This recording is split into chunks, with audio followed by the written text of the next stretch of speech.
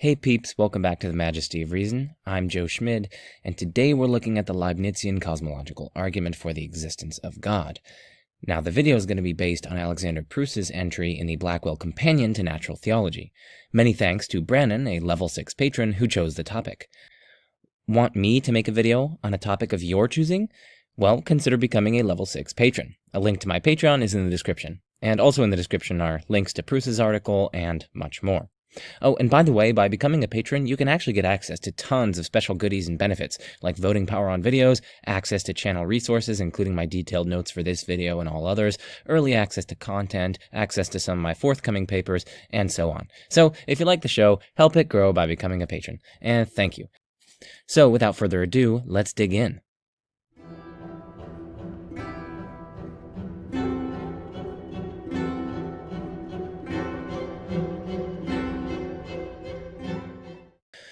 So, as always, I like to give an overview of the content of the video before actually digging into that content.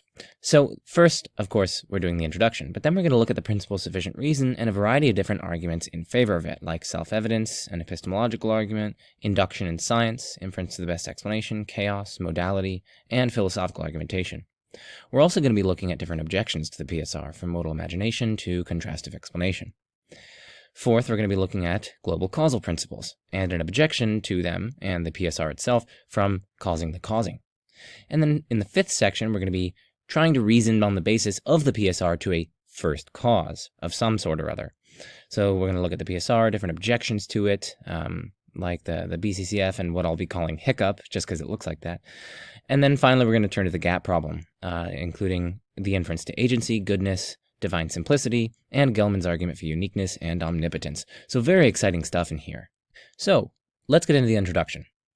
A cosmological argument argues for some explanation, cause, or ground of some very general feature of reality, like contingency, causation, change, and so on. We can call this uncaused or ungrounded or unexplained entity that explains the general feature of reality the quote-unquote first cause for simplicity. And of course, note that we don't necessarily have to suppose that this is a single entity. It could be a group of entities or something like that. Now, according to Pruss, cosmological arguments in general face four broad kinds of problems. First, the Glendower problem. Hopefully I pronounced that right. Maybe it's Glendower. I'm not sure. So this problem asks, well, does an explanation for the phenomenon exist? The solution to this is usually to adduce some kind of causal or explanatory principle, plus the application of said principle to the phenomenon in question. The second problem is the regress problem. Why couldn't there, so this regress problem says, why couldn't there be an infinite regress of causes or explanations? Each member, right, explained by appeal to the preceding member. Now, the Leibnizian solution to this, as we'll see, is that an infinite regress of, say, contingent things fails to explain why the whole chain is there at all. The third problem that Pruss pinpoints, in general, is a taxicab problem. Namely, why is the first cause exempt from the causal or explanatory principle? And you're going to need some principled reason for that exemption, which Pruss goes on to give later on. And then the fourth problem is the gap problem, which just asks, why must the first cause be God? This inferential gap, of course, must be filled. And this is really stage 2 of cosmological arguments. So the solution here, of course, is to bridge the gap somehow, and we'll see how Pruss goes about doing that later on. So, Leibnizian cosmological arguments apply a very general explanatory principle to some cosmic, that is to say global or non-local, state of affairs. And so as Pruss articulates it, the basic Leibnizian cosmological argument, or LCA, runs as follows. Premise 1, every contingent fact, which is just, for our purposes, a true proposition, has an explanation. Premise 2, there is a contingent fact that includes all other contingent facts. And so, from those it follows that there is an explanation of this fact. But this explanation must involve a necessary being, precisely because this is an explanation of all the contingent facts, right? And so it can't just be another contingent fact because it's included in the very thing that we're trying to explain. It's a kind of circularity there. And so the explanation, so this argument goes, must involve a necessary fact, which in turn involves a necessary being. And then this necessary being is God, says premise 5, and the conclusion follows, therefore God exists. So this is the basic and general structure of the Leibnizian cosmological argument, but of course a lot needs to be said on behalf of its premises and the justification thereof. So absolutely central to this argument is the principle of sufficient reason, which was embodied in premise 1 of the previous slide. Now the PSR, of course, to remind you, says in this context, that every contingent fact, which is a true proposition, has an explanation. Something exists, or obtains, or is true contingently, as we understand it here in this context, if and only if it exists, or obtains, or is true in some possible worlds, but not others. If you're wondering why we need to have these kinds of additional statements in addition to exists, the reason is because propositions, right, are the bearers of truth, states of affairs are going to be things that are obtaining, and then entities, say, are going to be things that are existing. And so you can have a contingent entity, but you can also have a contingent state of affairs and a contingently true proposition. So that's why it's very important to at least bear these sorts of different ways that something could be contingent in mind. So, something exists contingently if and only if it exists in some possible worlds but not others, right? So in other words, it's possibly within reality, but it's also possibly absent from reality. It can fail to exist.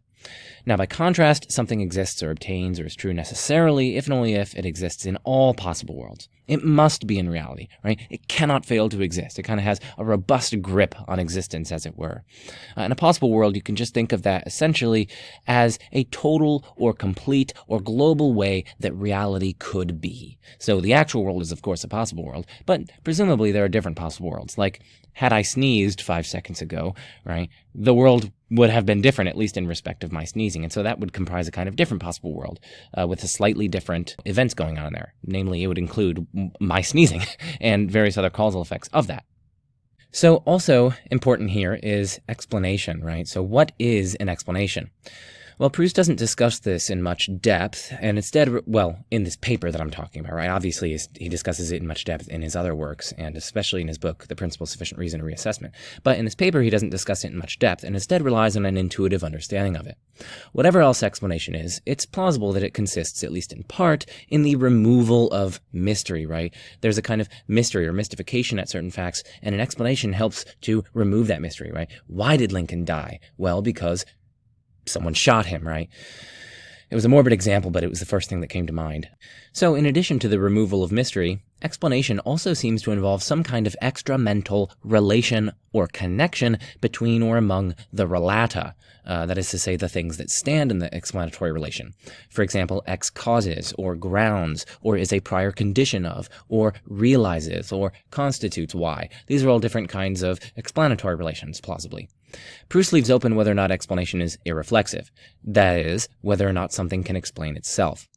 But for contingent things at least, explanation is pretty much non-circular, or irreflexive, since nothing about them, nothing about contingent things, demands that they exist, right? Precisely because they're contingent, they genuinely could have failed to be in reality. And so there's nothing about them as such which demands that they are in reality. And so it seems as though they wouldn't be able to explain, or an individual contingent thing wouldn't be able to explain why it itself is in reality. Now, at least by my lights, I tend to think that explanation must be non-circular for everything. That is to say, explanation is necessarily an irreflexive relation, at least by my lights. Genuine explanations, it seems to me, can't merely presuppose the very thing being explained. Explanation just strikes me as irreflexive, right? Nothing can explain or account for why it itself is in reality at all, right? I mean, in order to have any explanatory power in the first place, it would already, as it were, have to exist. And also, just imagine this scenario, right? If I ask you why P is true, it's no use responding because P is true, right? Like, surely that explains nothing. And of course, also, the fact that some truths are self-evident doesn't threaten what I'm saying here, right? Self-evidence just means that upon understanding the proposition, we thereby understand that it is true. But first of all, this is completely separate from what explains or accounts for the proposition's truth. And secondly, self-evidence is an epistemic or justificatory notion, not a metaphysical one. And when we concern ourselves with explanations in this context, we're concerned not with epistemic or justificatory notions, but instead principally with extra-mental features or facts of reality, and in particular, connections between or among them. Finally, note that we're using possible worlds here as a semantic device without ontological import. That is to say, we're not committing ourselves to the reality or existence of these distinct worlds. Rather, we're just using them as a kind of semantic or heuristic device that makes our talk of possibilities and necessities easier, right? We can easily translate all these talks of possible worlds and all possible worlds and some possible worlds. We can easily translate that into possibility and necessity operators. So now the question arises, why believe the PSR, right? We've gotten a characterization of the PSR, we've introduced the Leibnizian Cosmological Argument, but, why the hell should we believe this thing? Well, let's get into that next. So the first reason Pruss proffers is that the PSR seems self-evident, or something like the PSR seems self-evident. Now, roughly, like I said earlier, a proposition is self-evident when, upon fully grasping or understanding it and its, constituent concepts, one thereby understands that it is true. Now, to me, at least, in this context, the self-evidence justification for the PSR is best cast in the following terms. The principle just seems intuitively true or obvious. It just seems intuitively obvious that no contingent thing or things could just, say, pop into existence uncaused, or that no contingent thing, something which genuinely could fail to be, could somehow manage to exist from eternity past without any cause or explanation or a ground or accounting. After all, both the existence and non-existence of a given contingent thing or plurality of contingent things are real, genuine possibilities, and yet only one of those genuine possibilities is actual as opposed to the other. This seems to demand some account or some reason as to why it falls on one side, existence, say, when reality easily could have been such that it fell on the other side, non-existence. Now, there is a question here, of course. Does philosophical disagreement show that the PSR is not self-evident? I mean, in the case of things like 1 equals 1, well, no one really disagrees with that, and that is an obvious case of self-evidence. But when we're talking about things that engender so much substantive philosophical disagreement, or at least seem to engender such substantive philosophical disagreement, can we really say that the PSR is indeed self-evident?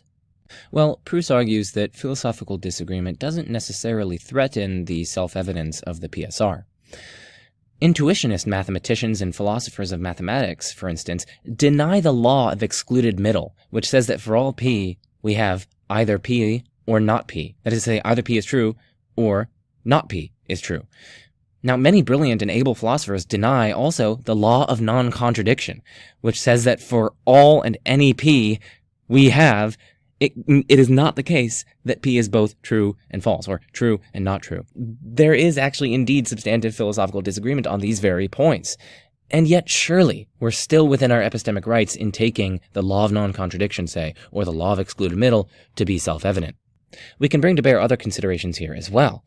Our judgments of self-evidence are fallible, and so those who disagree with the PSR, or the law of excluded middle, or law of non-contradiction, etc., might simply just be mistaken. Moreover, we can, rightly or wrongly, be talked out of all sorts of obvious beliefs. And moreover, the PSR's opponents might have failed, Pruss points out, non-culpably of course, at least in most cases, to grasp one or more of the concepts within the PSR. So they may have failed to grasp such concepts due to, say, their substantive philosophical positions.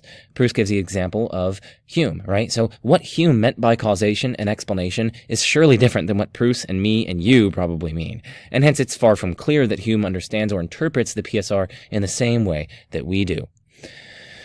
Now, I think a quote summarizes this justification from self-evidence really well. Self-evidence, writes Pruss, might well give those of us to whom the PSR is self-evident a good reason to believe it. But if we want to convince others, we need arguments. So I agree with him there, and this also kind of points to the person-based nature of justification. This is yet another one of those instances that shows that justification is person-based and depends on your position in the epistemic landscape and how things strike you. You can see my video on moral disagreement for more on that point. But let's move on to the second justification for the PSR that Pruss offers, which is the Koons-Pruss epistemological argument. So basically, it seems plausible that objective probabilities of the occurrence or existence of something are grounded in the probabilistic causal powers and propensities of things, or else in the laws of nature. For instance, the fact that there's a 50% objective probability of an electron going through the right slit as opposed to the left slit, say, obtains in virtue of the indeterministic capacity or propensity of electrons, right? It's simply part of their nature to consistently manifest such indeterministic tendencies. Or else, if we're not going to want to take this kind of nature approach, there might be stochastic laws that govern, say, radioactive decay, or the case of the electrons going through the slits. This means that something which utterly lacks any explanation whatsoever would have no objective probability attached to it. For if it did have such a probability, then its occurrence or existence would be explained in terms of the indeterministic causal power which produced it, or the laws which explain and govern it. But in that case, it wouldn't be brute after all. And what this means is that if the PSR is false, then it's not even objectively improbable that, for instance, all our perceptual experiences sprung into being without any cause, explanation, or link to the external world. And that, of course, defeats our claims to perceptual knowledge. Now, as an aside, I guess I'm not quite sure I accept this argument. So first, this account of objective probabilities needs to be argued for, of course. And the scholarly literature here is vast and dizzying. But that's not to say that they haven't argued for it. Koons and Pruss have written extensively on Aristotelian causal powers and these sorts of things. But at least in this context, it's still going to need to be justified, especially in light of the vast and dizzying literature. More importantly, though, one might plausibly have more restricted PSRs that debar this kind of perceptual skepticism, meaning that the truth of the original PSR, that is, the global principle, is not, after all, required in order to avoid perceptual skepticism. What might such restricted PSRs look like? Well, one example is a philosophical theory according to which, say, the first event, if there is one, has no, temporally first that is, has no explanation, but all succeeding events have explanation. And we can further specify within our theory that our theory is one according to which the first event is, say, the Big Bang, and all succeeding events follow, roughly, the timeline that cosmology and evolutionary biology have discovered. On this theoretical framework, it simply follows that our perceptual states couldn't inexplicably spring into being uncaused. That's just entailed by the theory. And yet the original PSR is, under this particular theory, false. Now, whether or not this theory is true is utterly beside the point. I'm neither espousing nor rejecting this theory at present. The present point is simply that skepticism doesn't seem to follow upon the denial of the global PSR, precisely because, plausibly one might argue, we can have restricted PSRs that secure the same result. But it's worth noting that, plausibly, you still have to have something like the PSR to rule this out, which is interesting in its own right. The third reason that Pruss offers on behalf of the PSR is from evolution, and more generally, induction in science. If one were not confident of something very much like the PSR, it'd be hard to justifiably be confident that biological features don't just arise for no reason at all, instead of via an evolutionary process, and this, of course, undermines evolutionary theory. We can ask, how do we know that all features of all biological organisms are explained via evolutionary means? Well, presumably we must do it through induction. All the features of organisms for which we know the explanation can be explained through evolutionary means, and so all the features of organisms can be explained through evolutionary means. But notice that such an inductive generalization requires the PSR or something very much like it, and this of course generalizes to other inductions in science. For the argument, at most, gives us reason to accept the claim that those features that have explanations have evolutionary explanations. Remember, the inductive data is that all the explanations of biological features that we have found are evolutionary. Without the PSR, though, we can only conclude that all the explanations of biological features that there are evolutionary, not that all biological features have evolutionary explanations. So that's the third reason that Pruss appeals to. Let's move on to the fourth. So, inference to the best explanation. We often assume, reasonably so, that the best of a number of explanations is probably the right one, at least all else being equal. Or, if we have ruled out all explanations but one, we reasonably take the remaining one to be true. But if there being no explanation were just as likely as there being an explanation, IBE, that is to say inference to the best explanation, and consequently science and all explanatory reasoning, seem to collapse. For any given observation, then, there would be no presumption of an explanation of that observation. There would just as likely be no explanation at all, and thus any candidate scientific explanation would be suspect, for the no explanation option would be at least as probable. If there being no explanation were even a live option in each case, then a similar collapse of IBE ensues as well. And so we therefore need a principle according to which there being no explanation is at least highly unlikely, and this is just a high likelihood version of the PSR. Indeed, this provides evidence for the PSR as such, since the PSR successfully predicts the truth of the high likelihood PSR. The fifth reason that Pruss gives in favor of the PSR is from precluding chaos. Why don't we witness widespread chaos? Bunches of photons, say, popping into existence causelessly for no reason. Well, Pruss argues that the best explanation is that the PSR holds. Right? Like, why don't we witness bricks or photons causelessly beginning? Because they simply cannot do so absent some cause. And of course, we have to specify that the relevant causes are absent. But without the PSR, argues Pruss, the possibility of this happening for no reason at all would be impossible to rule out. Now, there are some proposals for ruling this out. So a first proposal, you might say, whoa, well, we can just say that collocation is impossible in conjunction with the fact that the relevant spaces are already occupied. And so none of these photons or bricks, say, or tigers could pop into existence. Now, there are a few responses to this. First, causeless beginnings need not involve collocation. They could involve the causeless and chaotic gain or loss of certain physical properties. For example, the spins of particles randomly changing, or randomly increasing or decreasing the strength of fields, or what have you. And second of all, a chaos of causeless non-spatial, say, or non-physical beings beginning. Why can't we rule that out? Again, the impossibility of collocation appealing to that will not help here, because non-spatial beings and non-physical beings aren't even located, right? So the impossibility of collocation won't help to rule those out. And so we would need to appeal to something else, something like the PSR. So we could argue. Another proposal for a different alternative explanation, alternative to the PSR that is, that rules out widespread chaos, is that, well, hold on a second, this kind of widespread chaos would just violate physical laws, right? We have laws of nature that can rule these sorts of things out. Now, how can we respond to this? Well, first, plausibly, physical laws are merely descriptive in import, and hence they don't have any special or spooky power on their own to prevent these kinds of chaos.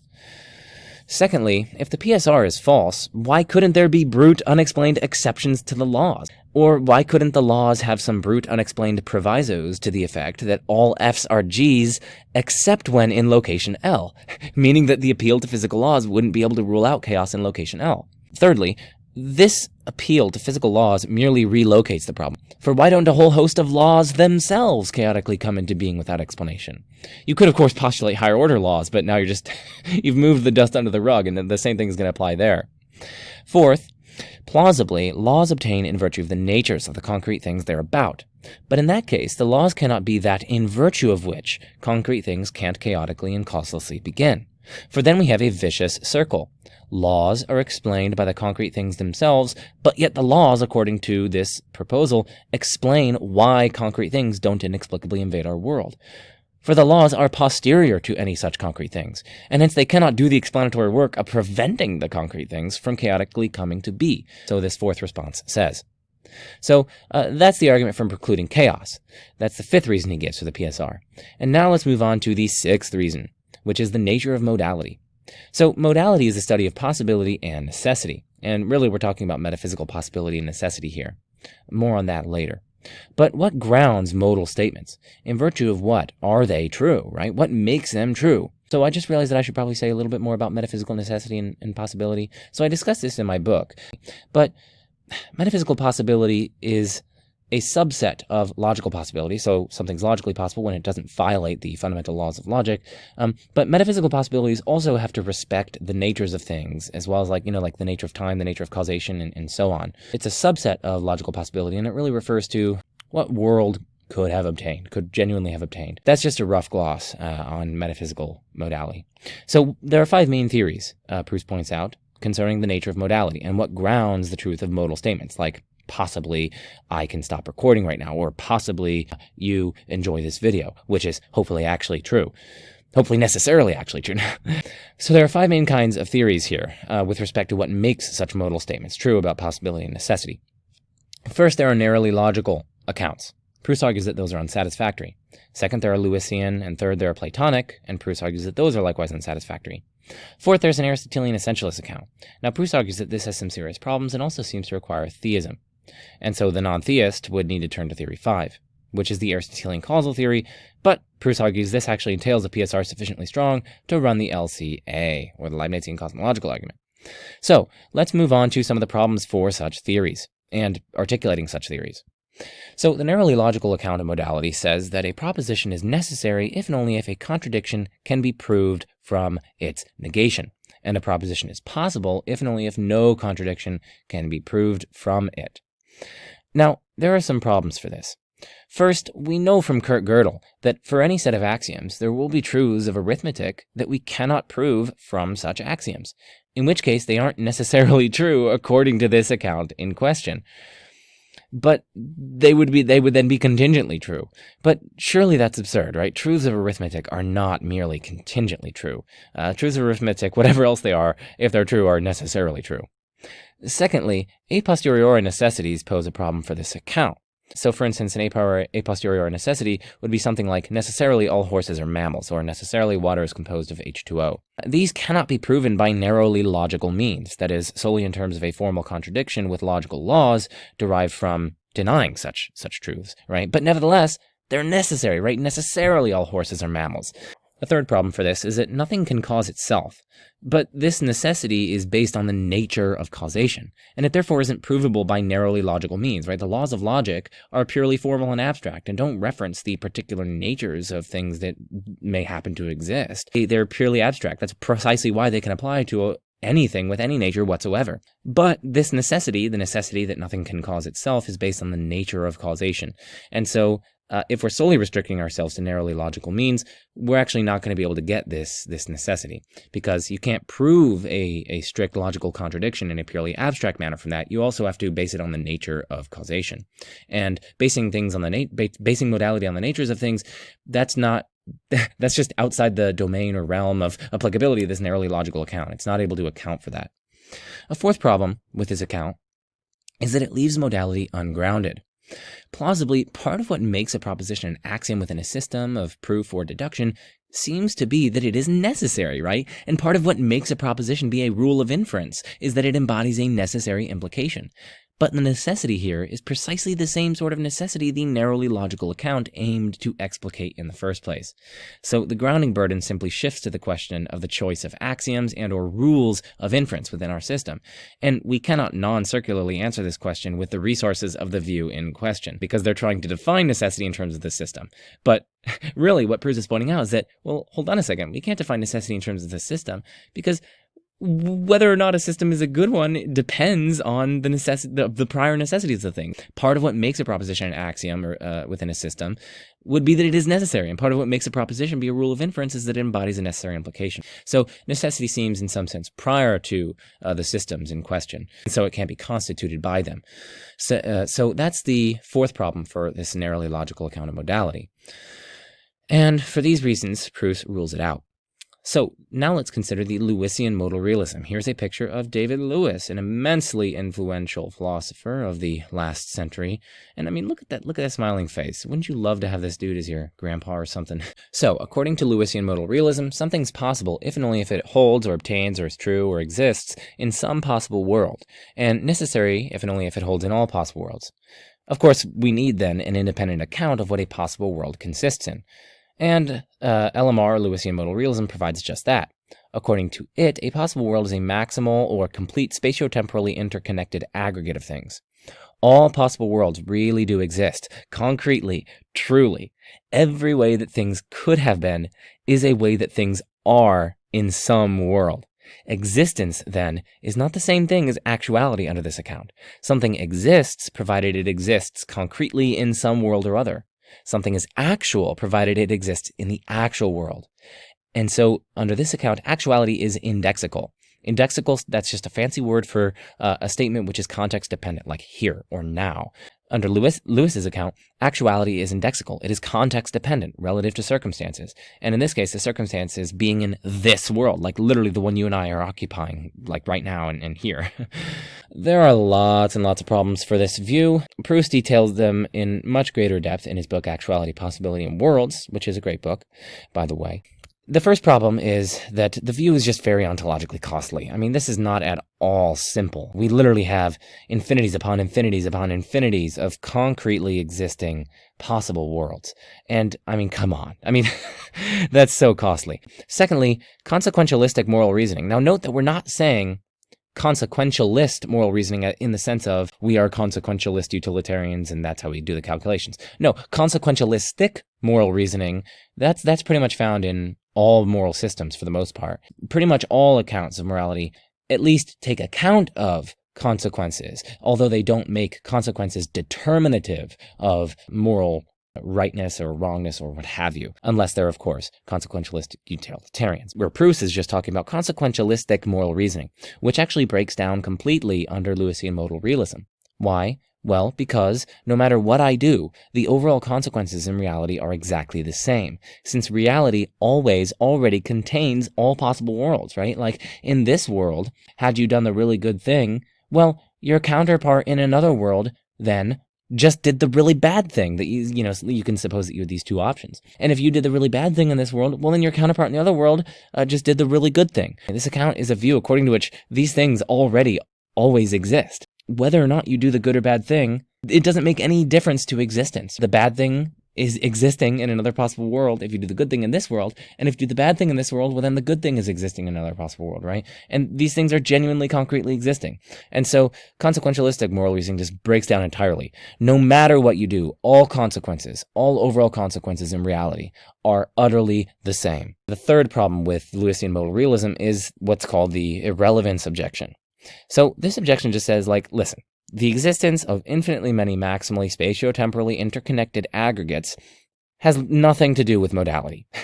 If we found out that reality contains infinitely many maximally spatio-temporally interconnected aggregates, we would simply have learned that the actual world is richer than we thought, that it contains all these island universes. We wouldn't conclude anything about modality, right? Like, if you tell me that there's some numerically distinct counterpart of me that exists in another island universe that's a mechanic, I'm not going to think like, oh, because of that, I could have been a mechanic. Wow. Like, no, surely the fact that I could have been a mechanic is, you're talking about me in this world, like the numerically identical me, right? And you're talking about my powers and what I could be or what I could have done. It just seems irrelevant. These infinitely many, utterly spatio-temporally disconnected aggregates that actually exist, it just seems to be utterly irrelevant to modality. But we're trying to ground modality here, so we can't really appeal to...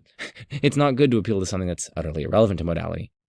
The fourth objection is just an incredulous stare. So if he tells you that there are these literally, like, all possibilities really do exist in some island universe, I mean, I think one of the best responses to that is just give an incredulous stare. And he said that he received many of those because of his view. And then there are many more. Like I said, check out that Pruss book. It's a little technical, but it's good. So let's move on to the Platonic account of modality. So, according to this account, a world is an abstract Platonic entity. One such entity is instantiated by the quote-unquote universe, which is the aggregate of all existing concrete entities. So, this makes use of abstract entities called propositions. These are the bearers of truth value, and they explain what sentences express or mean, what paraphrases preserve, and what the objects of belief and other propositional attitudes are. Now, a possible world under this account is therefore a maximal, consistent collection of propositions. And so a maximal collection in this context is such that for any proposition P, either P is included in the collection or else P's negation is included in the collection. Now, this view is explicitly non-reductive. This view treats a possible world as a maximal consistent collection of propositions, which is just the same thing as saying that it's a maximal compossible collection of propositions. That is to say, a collection of propositions that could all jointly be possibly true together. And now, so on this theory, we thus have this kind of primitive abstract property of possibility, or compossibility or consistency. Now, there are some problems for this account.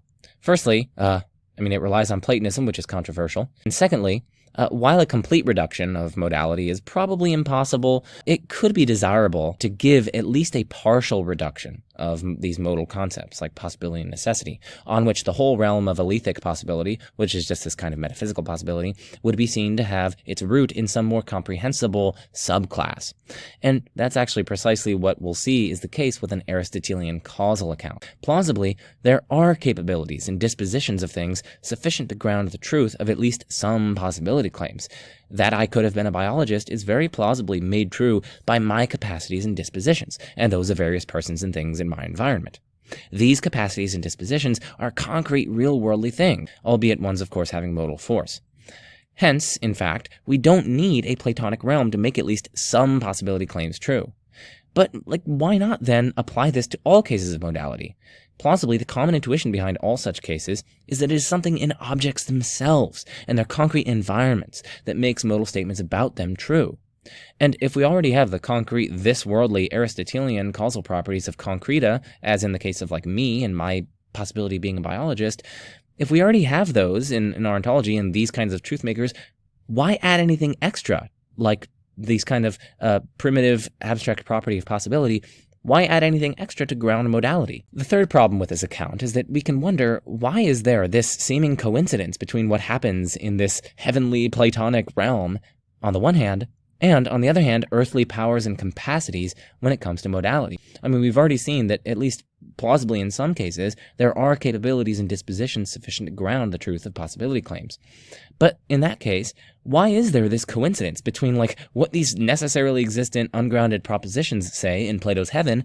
Why is there this coincidence between what they say about modality and my powers, my concrete powers and capacities? Right? I mean, there's a causal disconnect between Plato's realm and the concrete realm. So why is there this coincidence? I mean, at the very least, we would prefer an account that doesn't have such coincidences. And so those are three or so problems for the Platonic account. And now let's go on to the Aristotelian-essentialist account. This account grounds modality in the essences of things and takes necessity to be the primitive notion. Things have essences. It's just like their natures, what they are. These essences on this account constrain what properties these things can have. Thus, a horse cannot be immaterial, and a dog cannot become a cat. A proposition is impossible under this account, provided that it affirms something contrary to the essences of things. And, of course, then it would be possible, provided that what it says is consistent with the essences of things. It doesn't affirm something contrary to what the essences of things specify. Now, there are some problems for this. First, consider truths that hold of all things no matter what essence they have. No entity has a shape that is both a square and a circle at the same time and in the same respect, and no entity is the cause of itself. These are some examples. What makes these be necessary truths? I mean, sure, it might be part of the essence of each thing that anything having that particular essence is not a square circle, but that isn't the point at hand. The point at hand is that there could not be anything, whether with one of these essences or with some other essence, that is a square circle or a self-cause or whatever. And so, if we're just grounding modality in these particular essences of things, it seems as though we lose any grounding of these kinds of universal impossibilities, universal necessary truths concerning all essences, no matter what. That just seems as though this account isn't able to ground it, or at least we'll have difficulties grounding it. A second problem with this account: consider the question of what essences can possibly exist. The story we have so far is that something is possible provided its existing is not contradictory to the truths encoded in those essences that actually exist. But what constrains the essences there could be? I mean, arguably, only a necessarily exemplified essence can solve the difficulties here. For, on the present account, it seems very likely that an essence cannot constrain what happens in any worlds in which that essence is not exemplified. Plausibly, an essence E can exclude some worlds containing an exemplification of it from including something incompatible with E in that world. But, E doesn't have anything to say about what things are like in worlds where there is no exemplification of E, right? E doesn't exist in such worlds so as to rule other things out. So, suppose now that none of the essences that are exemplified in our world is necessarily exemplified. That is to say, suppose that all the essences in our world are contingent. Well, then, we should be able to describe a world full of really weird things. Beings with essences that make their kinds be defined by the number of hairs on their heads, say, or self-caused beings and the like. As long as we do not transgress narrowly logical norms in doing so, and as long as we take care to include none of the beings in our world. And such a world will be possible according to this Aristotelian-essentialist account, because the essences that exist in our world will be irrelevant to what goes on in that world, since again, our world's essences will be unexemplified there, and so they won't be able to specify what's incompatible with their obtaining, because they don't obtain in that world, and so they're not able to specify what's incompatible with their obtaining in that world. And so, if indeed we have this Aristotelian-essentialist account, and if we think that all the essences in our world are only contingently exemplified, well then we have this seemingly devastating problem for this account. And so one way to save that, if we want to adopt this account, one way to save this problem is to say, oh, well, hold on a second, there is a necessarily exemplified essence in our world, and that's what's able to constrain essences in all possible worlds, precisely because this essence does exist in all possible worlds. So that's what's able to do it. But then, of course, we just get the conclusion of stage 1 of the Leibnizian Cosmological Argument. So the detractor of the LCA isn't going to want to take that route. And also, I mean, even if we take that route, that would still leave the necessary exemplification of the necessary being itself ungrounded, since per this very account, the only candidate grounding of this is the essence of N. But N can only prevent things from obtaining in those worlds in which N itself obtains. Something can only prevent another thing if the first thing exists to do the preventing. But, of course, a non-N world, where N is that necessary being that we're talking about, a non-N world is not one of those worlds, precisely because N is not, existent in a non-N world. And hence, N couldn't prevent a non-N world from obtaining. And hence, the account in question actually leaves the necessary exemplification of N itself ungrounded. That essence itself can only prevent other things, provided that it exists. But, of course, a non-N world in which it doesn't exist, it's not able to rule that out, precisely because it doesn't exist in that world. But that's enough by way of explication here for the problems for the Aristotelian-essentialist account of modality. Now we can move on to Pruss's favorite account, an Aristotelian causal account of modality. According to this account, a non-actual state of affairs S is possible if and only if either 1, S is actual, or 2, something, an event or substance or collection of events or substances, say, exists in the tenseless sense of exist, like either existed or exists presently or will exist or exist timelessly. Something exists with the causal power of bringing about S, or else a chain of exercises of causal power capable of leading to S. So, that sounds complicated, but this is just saying that S is possible if and only if S is actual, or something has the power to bring S about. That's all that this is saying, okay? An advantage of this account is that it reduces metaphysical possibility to causal possibility. Of course, we're still stuck with some primitive modality, namely in terms of, something's being able or capable of bringing something about by means of its causal power, its unlimited causal power. So even though we're left with some primitive modality here, the primitive modality we're left with is a modality that we have a better handle on and a better epistemological story about. We're intimately familiar with causal powers, after all. I mean, we're using a whole host of them right now, at least me for speaking and you for listening and hopefully, enjoying. Crucially, this account plausibly entails a version of the PSR, according to which every contingent state of affairs has a causal explanation. So, let's go to that deduction. Now, this looks complicated, but it's really not, trust me. So, here is our assumption for reductio. We're going to assume that there is a possible world W, distinct from the actual world. So we're assuming that there is some non-actual possible world in which the PSR does not hold. That is, in which not all contingent states of affairs have a causal explanation. So, we're assuming that there is at least one possible world that's distinct from the actual world, right, in which at least some contingent state of affairs obtains without a causal explanation. We're going to let E be a state of affairs in W that has no causal explanation. Okay? So, either E obtains in the actual world or it doesn't. Now, if it does not obtain in the actual world, then we're just going to let F, which is another symbol, we're just going to let that be E. We're going to let it be identical to E, and then we're just going to talk about F from now on. But if E does obtain in the actual world, well, then we're just going to let F be the conjunction of E with some other state of affairs obtaining in W that does not obtain in the actual world. Okay, so really what we're trying to do here is we're trying to get some F which obtains in some other world, but not in the actual world, right?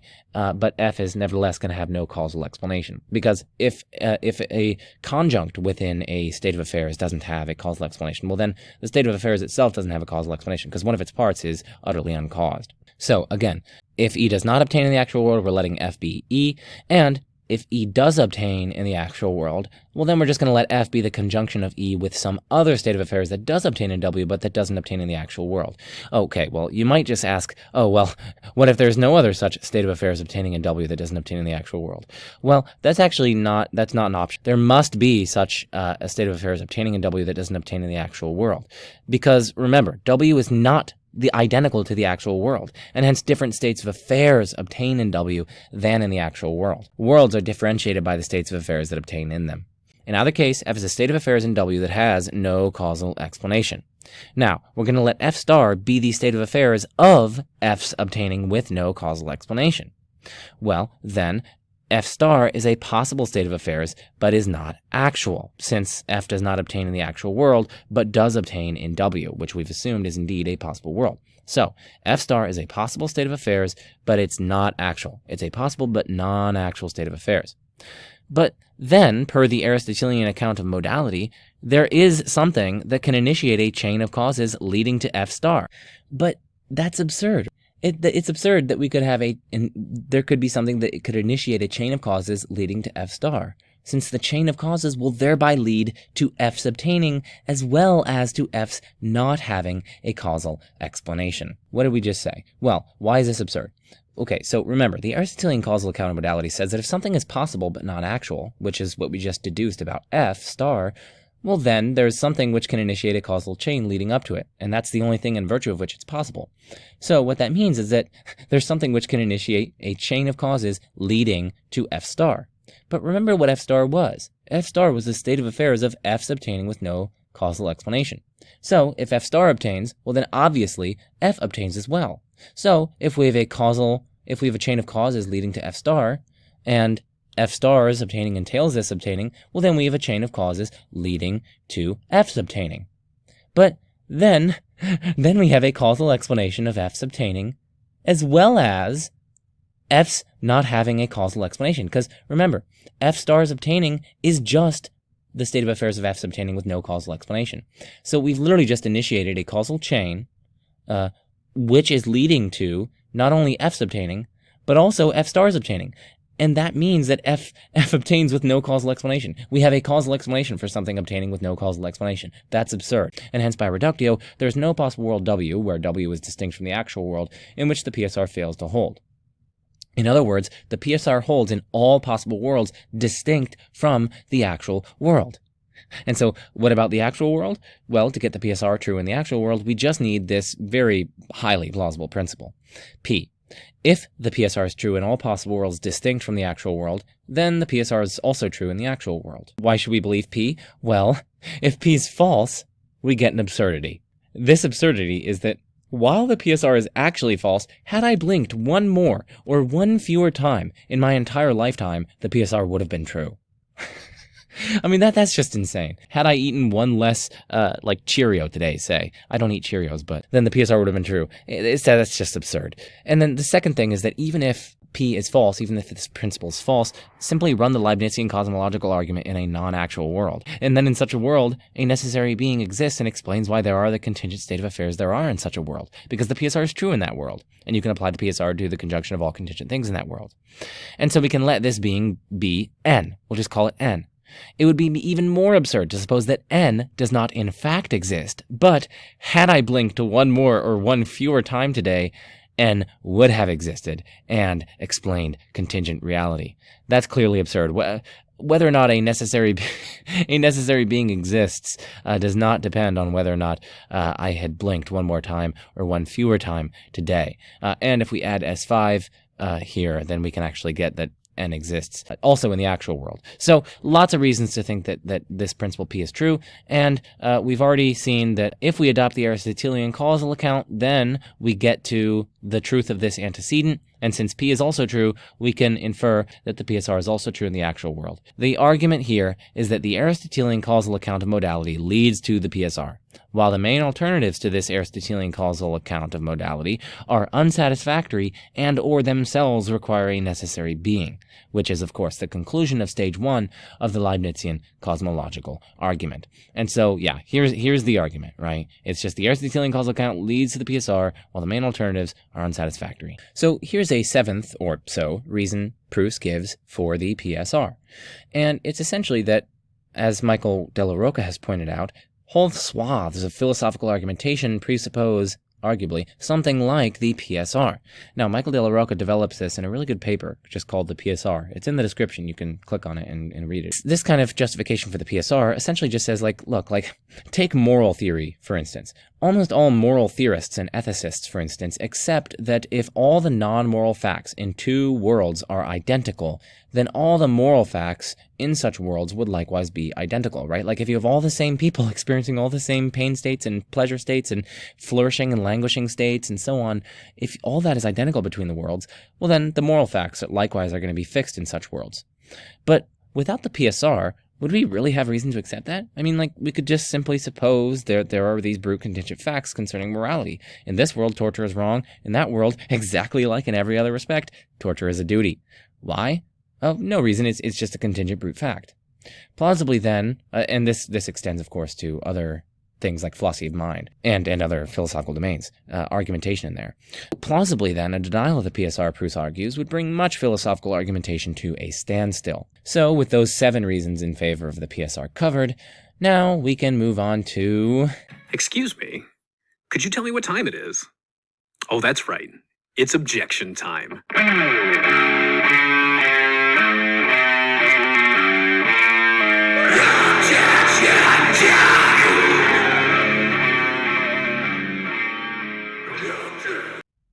So, the first objection that we're going to consider is an objection from modal imagination. Premise 1, I can imagine, say, a brick coming into being without a cause or explanation. But if I can imagine X, then X is possible. But if the PSR is true, or at least necessarily true, then a brick coming into being without a cause or explanation is not possible. And from those 3, it follows that the PSR is not true, or at least necessarily true. Now, there are a number of problems with this. The first problem is that the inference from imaginability to possibility is very defeasible. That means it can easily be defeated if you're given some positive reason for thinking that it doesn't work, or that your imagination is unreliable in this case. And without addressing the variety of arguments for the PSR, this inference is indeed defeated. It faces a defeater. The second response is that there's a symmetry problem with premise 2. I can imagine PSR is necessary truth, and thus the PSR is possibly necessarily true per the premise 2. If I can imagine X, then X is possible. And I can imagine the necessary truth of the PSR, and hence the necessary truth of the PSR is possible. And by the S5 axiom of modal logic, whatever is possibly necessarily true is necessarily true. And so we can actually infer that the PSR is necessarily true. And so there's just this symmetry problem here with this argument. The third response is that premise 1 is actually kind of questionable. It's one thing to imagine something without simultaneously imagining its cause, but quite another thing to imagine something along with the absence of a cause. And in fact, the task of imagining absences as such is a rather difficult one. I mean, we can imagine a brick coming into existence in the absence of a brick maker, or a brick not resulting from the baking of clay, or a brick not made by an angel or demon or ghost, but that's not the same thing as imagining a brick that comes into existence completely causelessly and without any explanation whatsoever. To imagine that, we would need to imagine every possible kind of cause, including the unimaginable ones, as absent. And that seems to be a feat beyond our abilities. So this objection doesn't seem to work. What about a second objection? This objection is Van Inwagen's modal fatalism argument. This is Peter Van Inwagen, by the way. We're just going to let P be the conjunction of all contingent truths. Now, P itself is clearly contingent, since it's a conjunction of contingent truths, and so had one of those truths been false, which is genuinely possible since they're contingent, the whole conjunction would have been false as well. So, P itself is itself clearly contingent. I know I recognize that I just said itself twice, but deal with it. So, we're going to assume for reductio that P has an explanation, and we're going to call this explanation Q. Okay, so Q is explaining P, where P is a contingent conjunction of all contingent truths. Now, Q must be a contingent truth. This is because no necessary truth, according to Van Inwagen, can explain a contingent truth. But then Q, qua contingent, is itself a conjunct of P. But then Q is a part of the very thing that Q is meant to explain.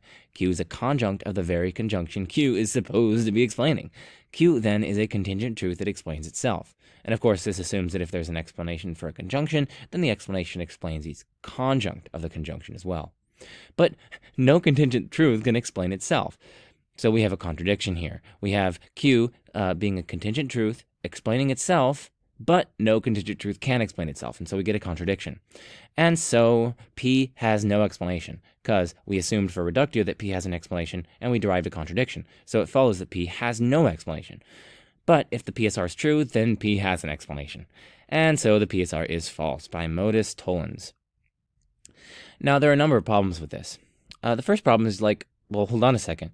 Why think that no necessary truth can explain a contingent truth, right? Why should we think that this is true? Well, the idea seems to be that if a necessary proposition Q explained a contingent proposition P, then there would be worlds where Q is true, but P is false. And so Q cannot be that in virtue of which P is true, it cannot give the reason why P is true, so the argument goes. But an explanans need not entail its explanandum in order to explain it. Entailment is neither necessary nor sufficient for explanation. For example, that I'm thirsty doesn't strictly entail that I get up to get a drink, but surely it still explains it nevertheless. And so explanans, that is to say the thing doing the explaining, need not entail its explanandum, that is, the thing being explained. Indeed, suppose it is true, along with this objection, that an explanans must entail its explanandum. It seems a perfectly good explanation of why the dog did not bark that neither a stranger came by the dog, nor did any other potential cause of the dog's barking occur, right? That seems like a perfectly good explanation of why the dog didn't bark. But the explanans here only entails the explanandum here if we suppose that it is a necessary truth that if the dog barked, its barking had a cause. But opponents of the PSR are unlikely to grant that this is a necessary truth, unless they have some principled reason to argue that dogs' barkings metaphysically require causes, but some other things don't need any explanation, whether causal or not. But, of course, it's implausible that there's a good way of drawing the line between barkings and other state of affairs.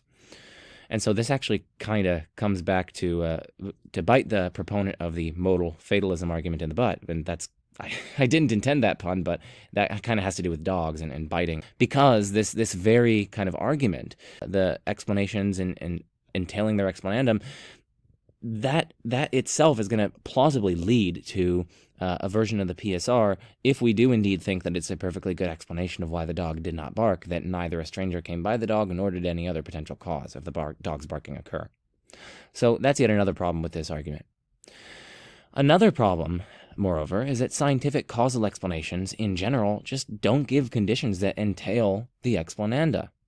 This is obvious, at least in the case of statistical explanations, where we're just citing laws that give certain probabilities to things occurring. They still explain them. I mean, after all, if they were utterly inexplicable, we couldn't perform scientific inquiry on them. We wouldn't be able to get these kind of consistent, orderly, law-described regular results.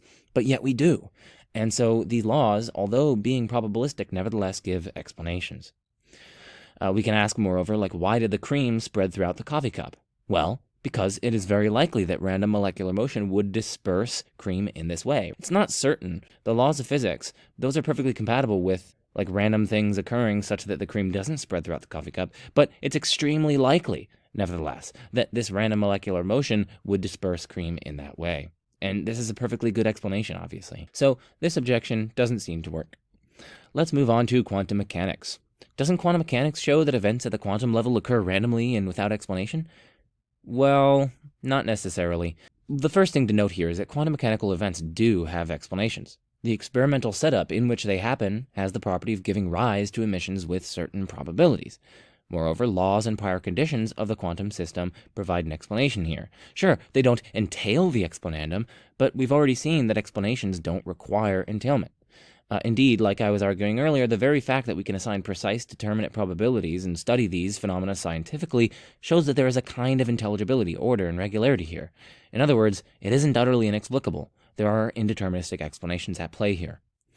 The second problem with this kind of quantum mechanics appeal is that the objection rests on indeterministic interpretations of quantum mechanics.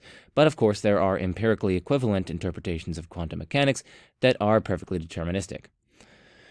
So this objection doesn't seem to work. Now let's move on to contrastive explanation. Doesn't the PSR Pruss defense require contrastive, that is to say deterministic explanations, however? Okay, so a contrastive explanation is explaining why A occurs rather than or as opposed to B occurring. You're kind of contrasting A and B, and you're giving an explanation not only of why A occurs, but also of why A occurs rather than B. Indeterministic explanations are non-contrastive, but deterministic explanations, on the other hand, are contrastive. And so this objection is essentially saying that doesn't the PSR that Pruss defends require contrastive, that is to say deterministic explanations? I mean, after all, it requires an explanation of every contingent proposition. And that the electron went up rather than going down, say, or that George ate a banana rather than eating an orange, is a perfectly good contingent proposition. And so that must have an explanation, per Pruss's own account. So Pruss seems to be in a pickle. How are we to respond? Well, when we make a contrastive claim, we are asserting a proposition with an and not truth functional connective. So, for example, that the electron went up and did not go down. That's really what we mean. That's what we're asserting when we say that the electron went up rather than down. We're saying something to the effect of, the electron went up and did not go down. And we're really just drawing the listener's attention to the contrast between the two claims joined by this truth functional connective, this and not truth functional connective. The proposition asserted, however, is not contrastive in nature and can be explained straightforwardly. We can just give a statistical explanation of why the electron went up and then explain that if it went up, it could not have gone down at the same time. And so it went up and did not go down. Now we have an explanation of this and not truth functional structure.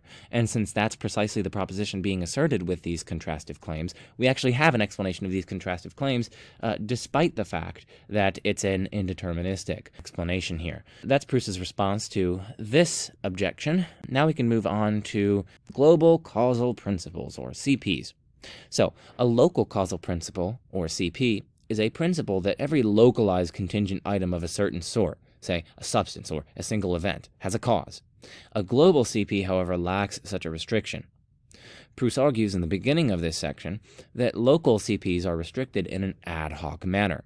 If we have strong reasons in favor of a local CP, then we likewise should accept unrestricted CPs that can be applied to infinite chains of global or more global or non-local aggregates of entities. So a local CP to the effect that, say, only individual contingent objects have causes will fail to rule out the causeless coming to be of an infinitely causally interconnected brick, say. So we're returning to our favored brick. Pruss writes, suppose we saw a brick pop into existence midair. We would be deeply puzzled. To allay our puzzlement, a scientist tells us that study of the phenomenon reveals that what actually happened was this. The brick popped into existence at t0 plus 1 millisecond. There was no cause at t0. However, at t0 plus 1/2 a millisecond, the particles of the brick were caused by a set of earlier particles making up a brick, which then immediately annihilated themselves or perhaps underwent substantial change into the new ones. Then, at t sub 0 plus 1/3 millisecond, the earlier particles were caused by a yet earlier set. And then at t0 plus 1/4 of a millisecond, those particles were caused by an earlier set of particles, and so on ad infinitum. The whole infinite sequence took 1 millisecond to complete, but nonetheless, each synchronic collection of particles, that is, each collection of particles at a definite time, had an earlier cause. So this is what the scientist is proposing to us. But, surely, writes Pruss, this would still be as objectionable as a brick popping into existence causelessly. That there was an infinite sequence of bricks, or of sets of particles, in that millisecond does not seem to affect the idea that this simply cannot happen causelessly, and thus to rule out the popping of bricks into existence ex nihilo, or particles arranged brickwise, we need a CP not restricted in a way that rules out infinite chains. And similar considerations rule out other localized CPs. And so essentially, the point is just like, listen, if we just restrict our CPs or our CP to a local phenomenon, like a single contingent event or a single contingent substance, well, then we're not going to be able to rule out an infinite chain of, say, global aggregates of entities popping into existence uncaused or occurring inexplicably, because these infinite chains can be infinitely causally interconnected such that each individual substance or each individual event in such chains has an explanation, thereby satisfying the local CP, but nevertheless the chain as a whole has no explanation. So in order to rule these out, we would really need a global causal principle. And so if we find the reasons or intuitions supporting a local causal principle plausible, well, those are restricted in an ad hoc manner, so Pruss argues, and hence we should accept global causal principles. And those global causal principles undergird certain Leibnizian cosmological arguments from contingency. Now, there is an objection at this juncture that we should consider, and it comes from causing the causing. So, suppose that our CP applies to all wholly contingent, concrete states of affairs. Suppose that state of affairs C causes state of affairs E. Well, we can form a third state of affairs, the state of affairs C1 of C's causing E, and then can ask what causes C1 itself. It seems plausible that if C is wholly contingent, then so is C1. This generates a vicious regress, right? Once we gave the cause of C1, we would form the state of affairs of that cause is causing C, and so we can label that state of affairs C2. But then we can ask for the cause of C2's causing this state of affairs, C1. But then we're going to need to postulate a further state of affairs, C3, right, in order to explain C2. But then we have C3's causing C2, in which case that's a further state of affairs, C4, and so on ad infinitum. And because assuming the truth of CP leads to this kind of vicious regress, CP is false. So there are a number of different responses here that Pruss gives. The first response that we can say is one by Koons. We can just say, listen, C1 is not a further state of affairs.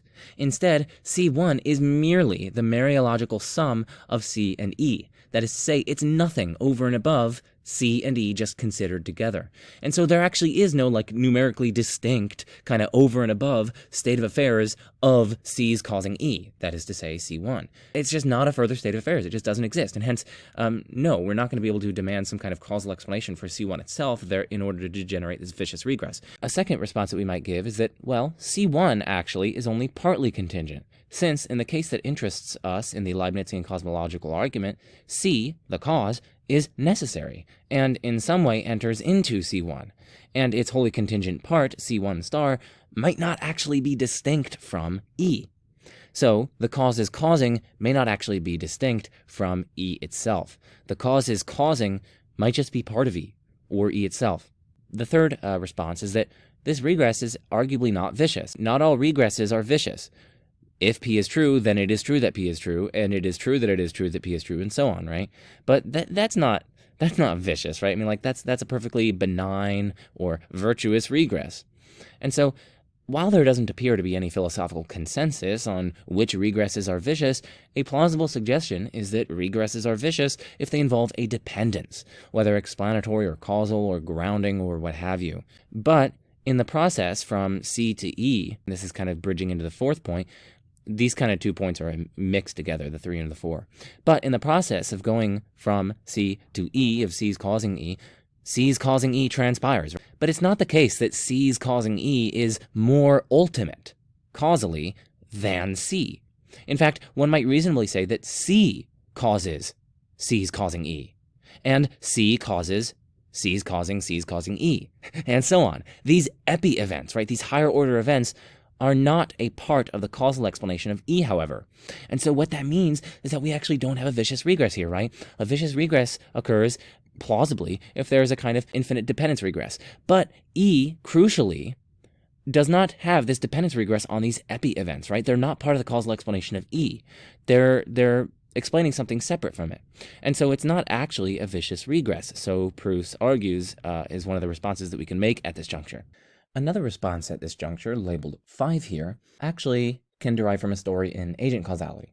So, suppose that X does A on account of reason R. So, X is a subject or someone with agent causality, and then A is an action that the subject is doing, and then R is a reason.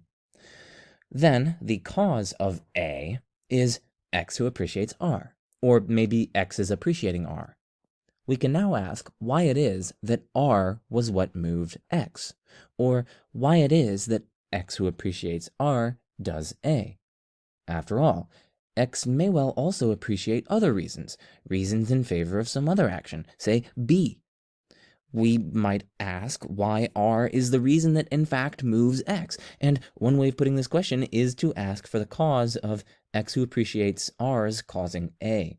So this kind of gets back to that C1, right? Now we're kind of asking, okay, well, if the cause, C, is X who appreciates R, and the effect, E, is A, right? A is occurring, well, now we can still ask about this state of affairs, C1. Why is it that X who appreciates R is the cause of A? Like, after all, X presumably had lots of other reasons for lots of different other actions. And so why were these reasons efficacious in this case? That's really what's going on in this case, applying this to agent causality.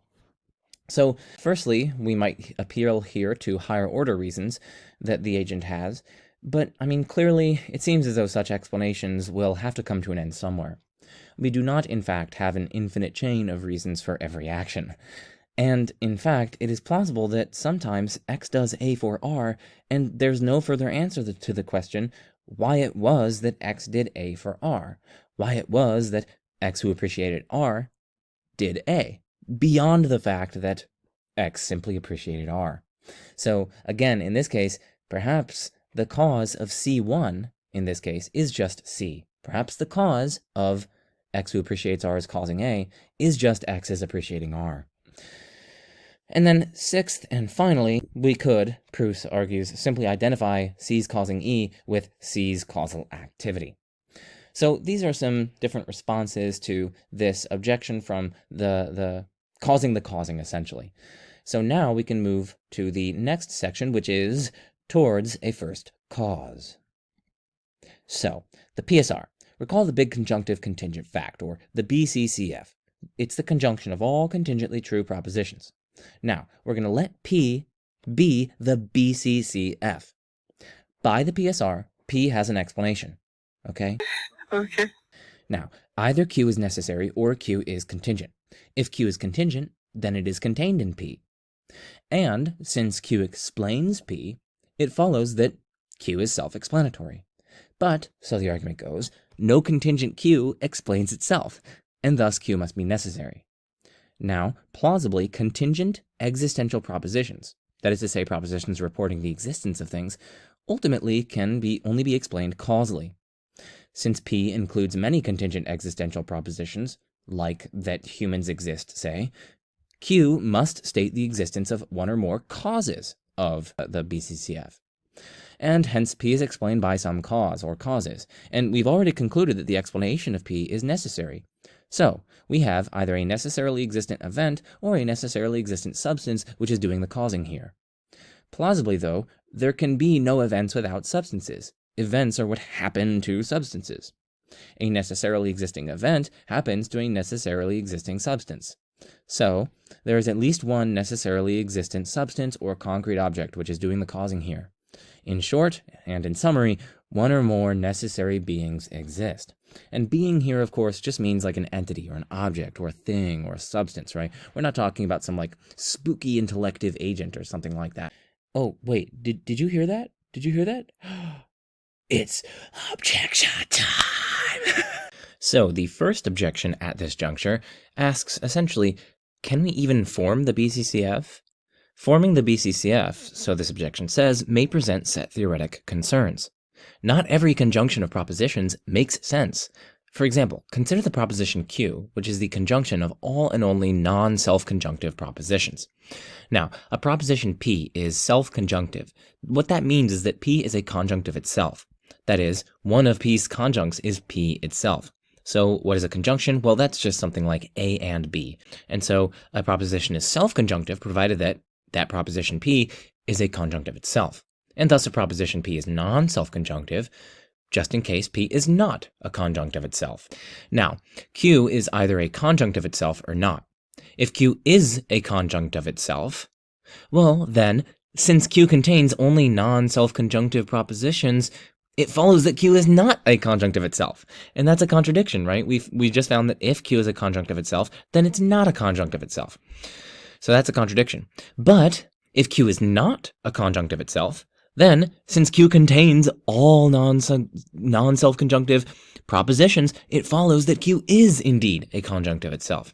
And hence we get a contradiction. This is a kind of Russellian paradox, it's like the barber who shaves all and only those people who don't shave themselves. So either way then, we get a contradiction. Zoinks!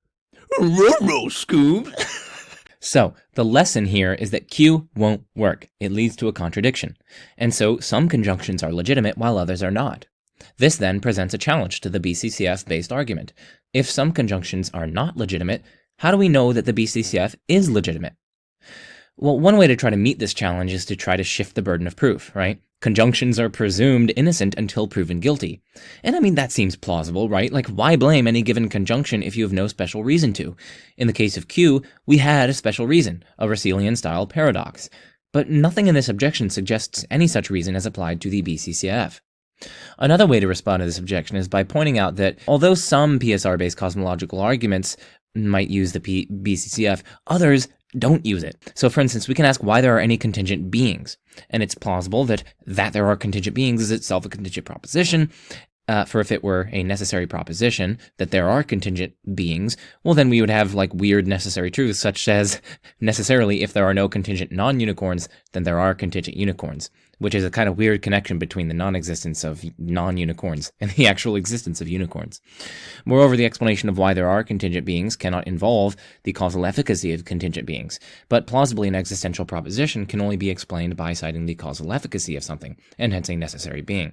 So the point is just, for the second response, responding to this worry about forming the BCCF, the first response was like, listen, these things are innocent until proven guilty, and so this hasn't given us any reason to think that the BCCF is indeed guilty. That's the first response. The second response is pointing out that, listen, other PSR-based cosmological arguments aren't subject to this objection. So that is that first objection. Now we can go to hiccup. So I'm just going to call this hiccup because I kind of like that. It's kind of cute, you know. But anyway, that stands for Hume, Edwards, Campbell, principle. Okay, these three are different philosophers. Hume and Edwards themselves asked, can't we explain a whole conjunction by simply explaining each individual conjunct?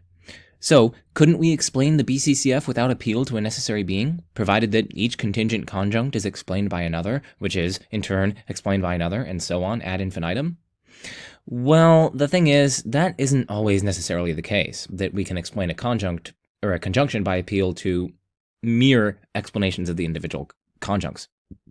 For example, if there are 1,000 Inuit on the corner somewhere in New York City, this is surely a coincidence that cries out for explanation beyond a mere explanation for each individual Inuit, to the effect that, like, this Inuit is presenting at a conference, this Inuit likes the weather in New York City and is in town, this Inuit is visiting his nephew, and so on. Campbell agrees. So now, in steps Campbell. Campbell agrees that sometimes... So he agrees with this problem for the Hume and Edwards response, right? Like, no, it's not always the case that we can explain the whole conjunction by simply explaining each individual conjunct. So Campbell agrees with that. He agrees that sometimes we need to do more than explain the parts to explain the whole. Indeed, there may be a further story, an Inuit conspiracy, say. However, it might be that the individual explanations of the parts are the whole story, and are the explanation of the whole. If there are 100 Inuit on the street corner, for instance, well then it seems likely that there is a further explanation beyond the individual explanations, but there might not be. It could be that it is just a coincidence, and the whole is correctly explained solely in terms of the individual parts. And thus we get the Hume-Edwards-Campbell or hiccup principle. Well, I guess it's not hiccup principle, but it's hiccup. In explaining every conjunct of a proposition, one might have thereby explained the whole proposition. We can take this might as epistemic possibility absent evidence of a further explanation. Hiccup is sufficient for blocking the PSR-based cosmological argument, so this objection says. For the defender of hiccup can say, well, we might have explained the whole of the BCCF by explaining one proposition in terms of another ad infinitum, solely in terms of these contingent propositions themselves. And then the onus would be on the cosmological arguer, the proponent of the LCA, to provide evidence that there is indeed a further explanation of the BCCF. But, of course, if one can provide such evidence, then one doesn't even need the PSR-based cosmological argument in the first place, because if you have this independent evidence for a further explanation of the BCCF, well then it's that argument that's doing the heavy lifting and getting you to a necessary being. So hiccups is going to pose some major doo-doo if it succeeds for the LCA. But the question is, does it in fact succeed? Well, it doesn't seem so. So consider a cannonball in flight from 12 o'clock to 12:01.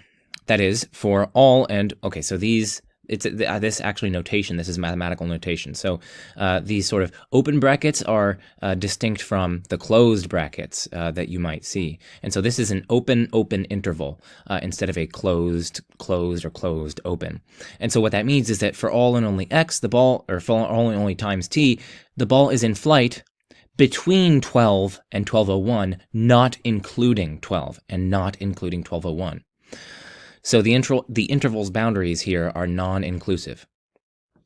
But now consider the conjunctive proposition P reporting the ball's states at each time in this interval.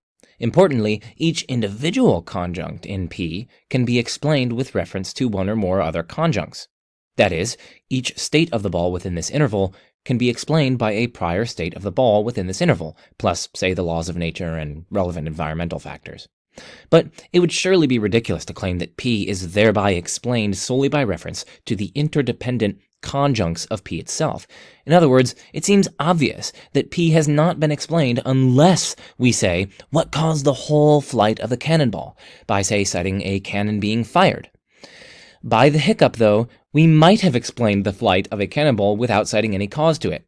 But that's just absurd, right? No, you have to cite a cause here. You can't just have this kind of causeless flight of a cannonball through the air. You need to cite that cause. But according to Hiccup, no, you don't need to because it might be explained without that.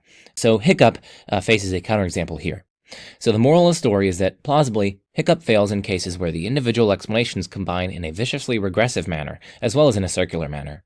Another problem is that anyone who accepts the possibility that an infinite regress of contingent propositions be explained by the regressive explanatory relations between these propositions is also committed to the following absurdity. So, we can have two distinct propositions, let's call them odd and even, such that odd has the resources to explain even has the resources to explain odd, and where the explanatory relations here also have the resources to explain the conjunction odd and even. Now you might ask, why is that absurd? Well, because this is a vicious explanatory circle. One proposition explains another, which in turn explains the first. And moreover, no third proposition undergirds them both and explains their conjunction. So that's why this is absurd. Now, you're probably thinking, why is this an implication of Hiccup? Or why is this an implication of anyone who accepts the possibility that infinite regress of contingent propositions be explained by the regressive explanatory relations between these propositions? Well, here's the reason. Suppose we have a regress of explanations. These explanations are propositions, and we can label these propositions by the natural numbers, 1, 2, 3, 4, and so on. The regress of explanations here is 1 explained by 2, 2 explained by 3, 3 explained by 4, and so on ad infinitum.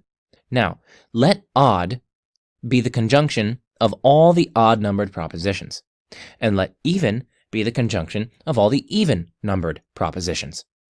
Per the view in question, the conjunction of all the numbered propositions is explained in terms of an internal, regressive explanation among the individual conjuncts.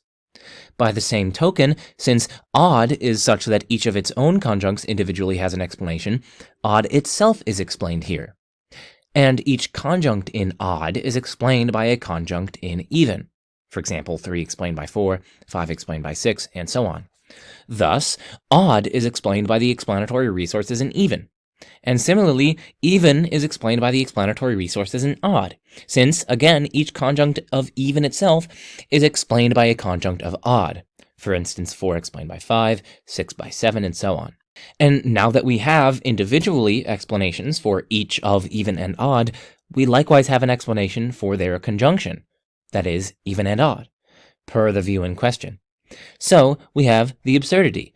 Even explains odd explains even, and because these relations alone are adequate to explain the conjunction even and odd, no further outside explanation undergirds the obtaining of both events. And this is just a vicious explanatory circle. It would be like Bob's going to a party because Jenny is going to that party, but Jenny is just going to the party because Bob is. That wouldn't explain why Bob and Jenny are there at the party in the first place, like at all. A further explanation would be called for. You need to have this kind of further third factor undergirding that. For instance, in terms of the party being in honor of George's birthday and George being a friend of Bob. But that's precisely what we don't have here, right? We have one proposition explaining another, and then that one in turn explaining the first, but yet no kind of external grounding or explanation for these. We have a vicious circle here. So this is yet another problem for this Hiccup, appeal to Hiccup here. So, the taxicab problem. This is another objection that we can level. We just leveled the Hiccup objection, and before that, we leveled an objection on the basis of can we even form the BCCF. But now we're going to level the taxicab problem. So, recall the problem. The problem is essentially a question. Well, why is the first cause exempt from the explanatory principle? Well, I mean, it's obvious that the PSR Proust defense is not applicable to the necessary being or beings, since his PSR is restricted to contingency. But what if we apply the problem not to the necessary being, but rather the explanation of the BCCF? For according to Proust, the BCCF is explained by a necessary proposition of the form, right? This is of the form of explanation. A necessarily existing God freely chose what to create while impressed by reason R, or reasons R1, R2 through Rn. Granted, it is necessary that God freely chose what to create while he was impressed by R, so we can let Q be this necessary proposition, and we can let P be the BCCF. Then, even though Q is necessary, it is contingent that Q explains P, or even that Q explains anything, right? I mean, if God created something else, that likely would not be explained by his being impressed by R, but by his being impressed by some other reason, say R star. And so now we can legitimately ask why Q explains P. But, so Pruss argues, and I'm going to quote him, quote, "At least one possible answer here is not particularly difficult. The question comes down to the question of why God acted on R to make P hold. But God acted on R to make P hold because he was impressed by R. And God's acting on R to make P hold is explained by his making a decision while impressed by R, with its being a necessary truth that God's action is explained by R and by every other good reason.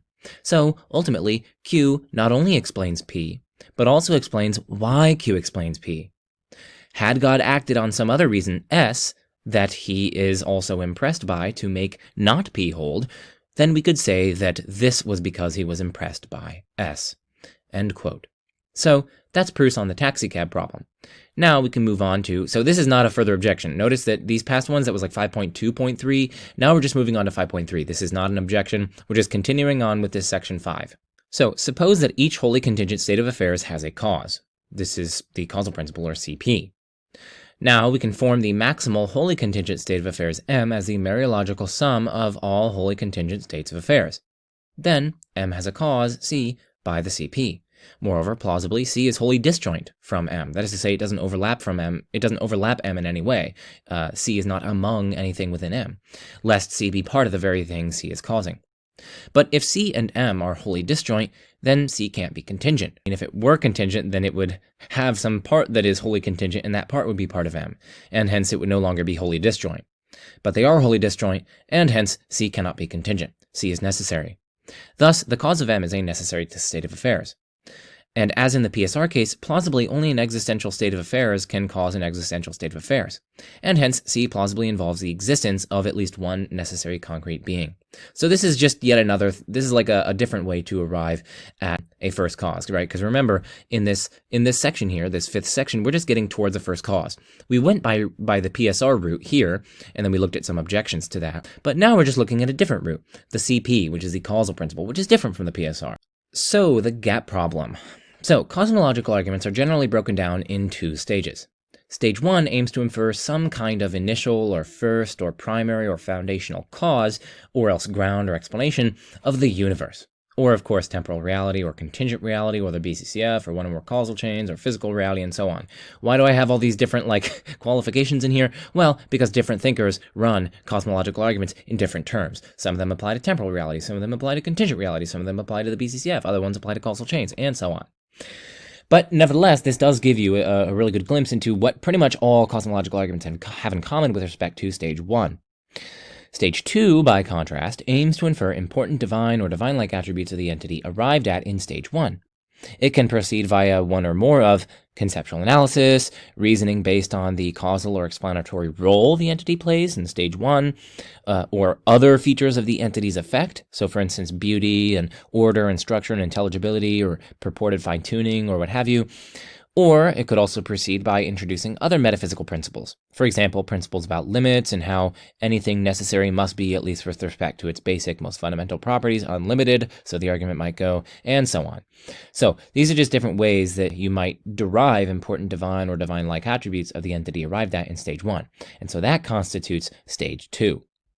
Now, for simplicity in what follows, and in order not to beg the question at the number of first causes, Pruss stipulatively defines the first cause as the aggregate of all first causes. It might be a committee or a heap or collective for all that has been shown thus far. But we need to use a simple phrase to keep things, well, simple.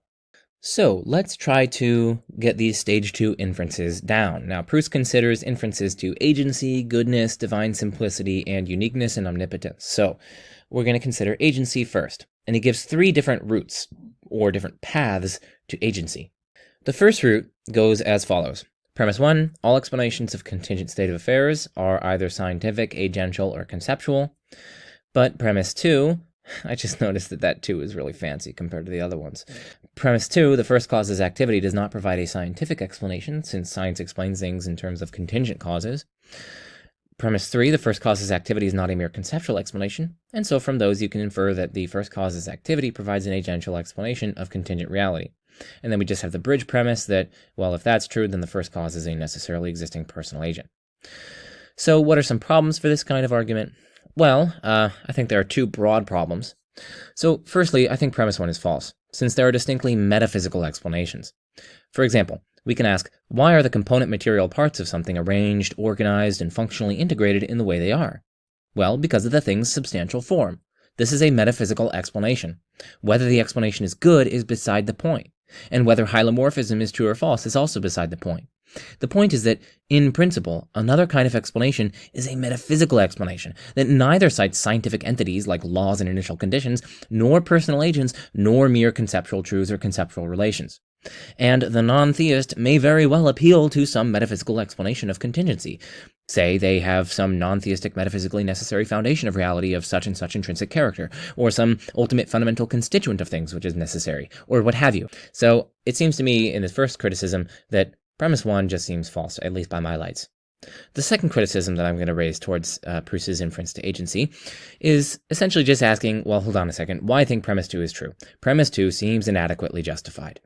Sure, I mean, some scientific inquiry explains things in terms of contingent causes, but why think this must be true of all scientific inquiry as such?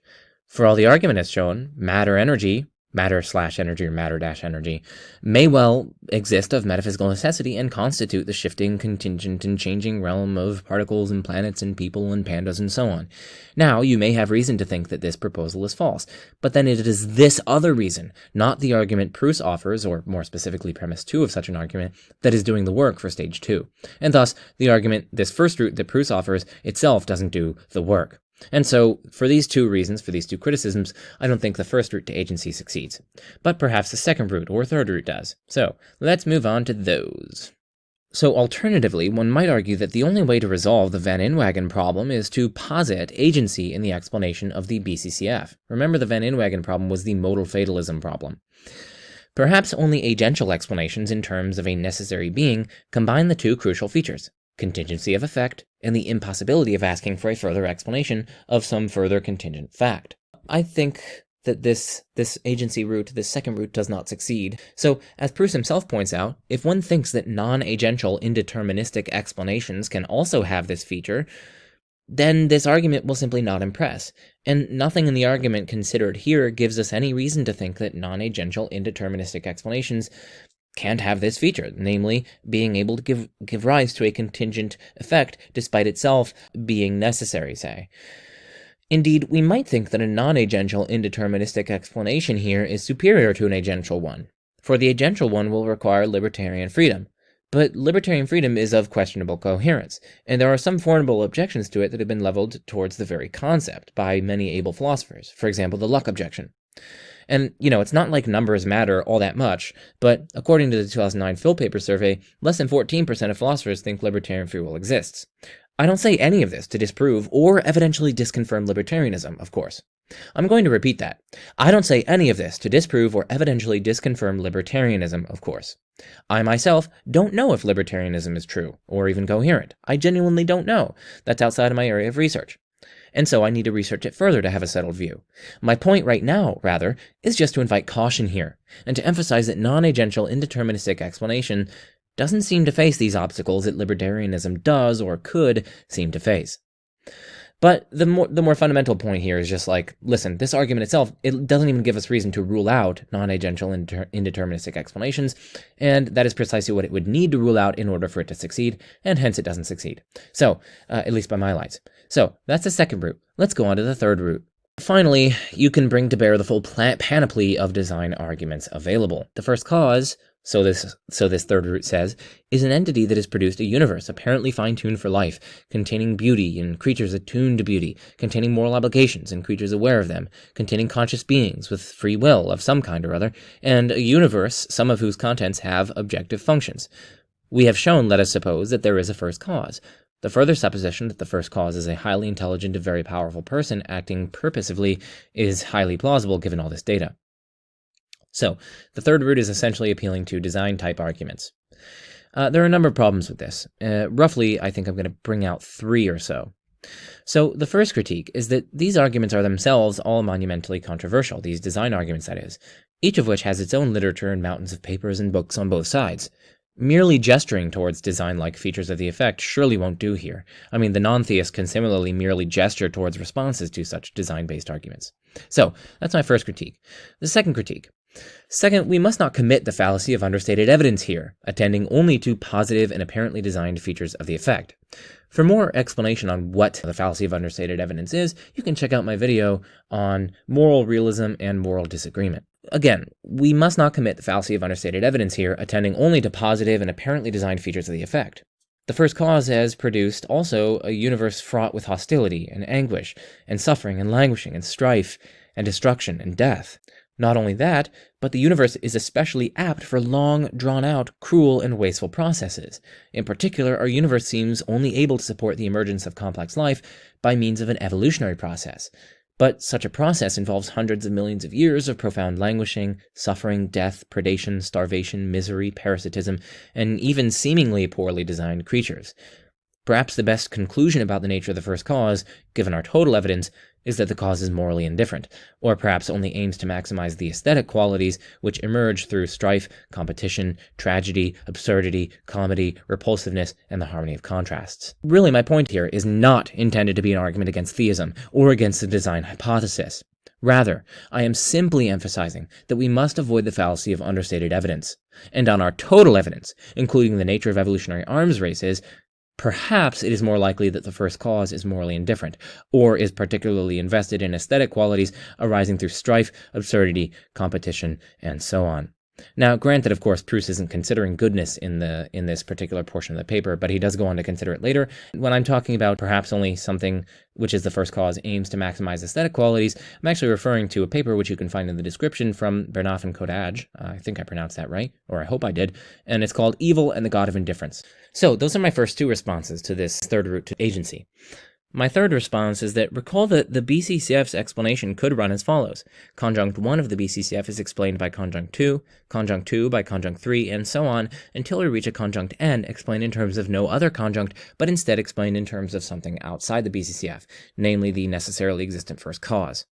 In this scenario, though, the first cause need only cause or otherwise explain one contingent thing, and this contingent thing could go on to cause or explain all the rest of contingent reality.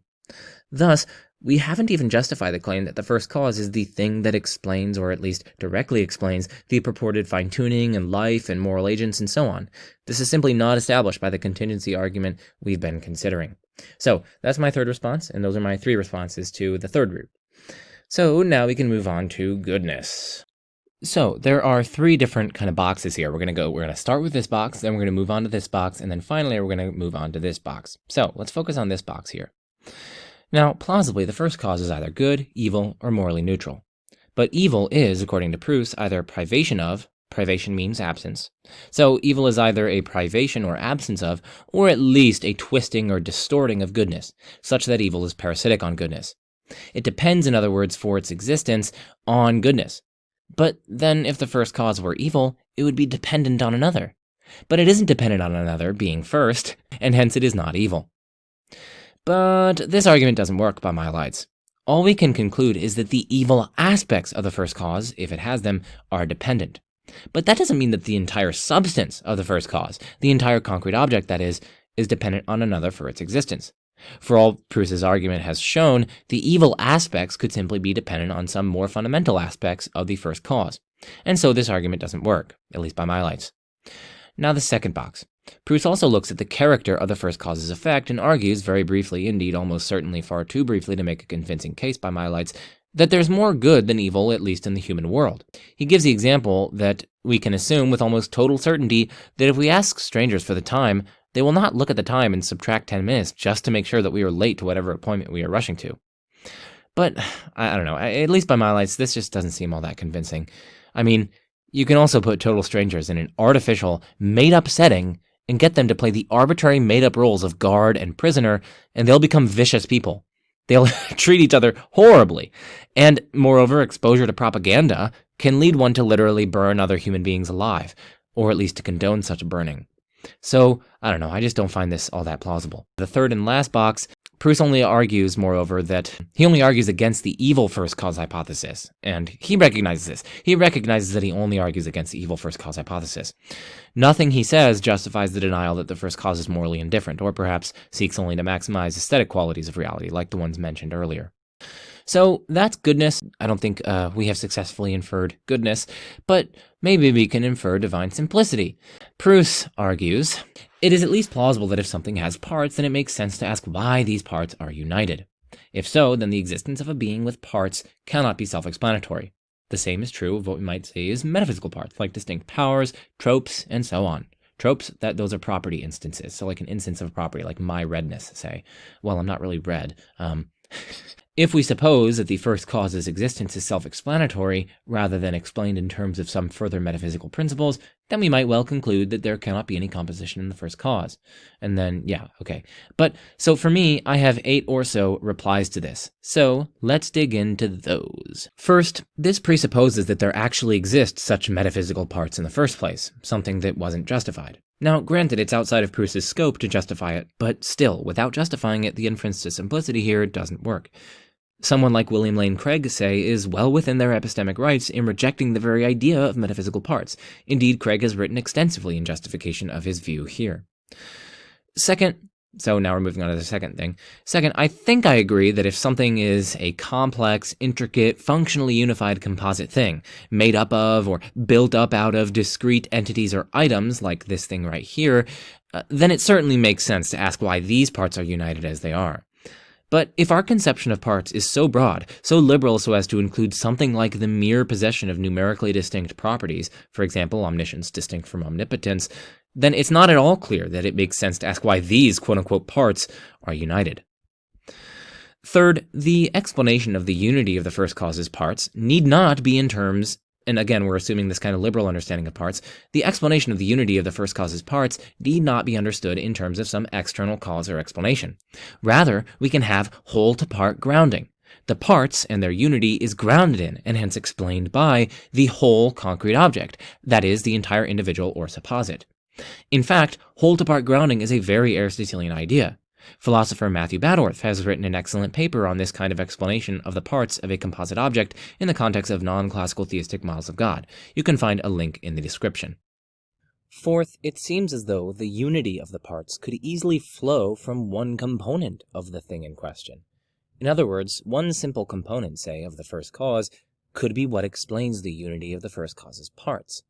In the case of a non-classical theistic God, what this might look like is pure perfection is at the root, the core, the fundamental aspect of God.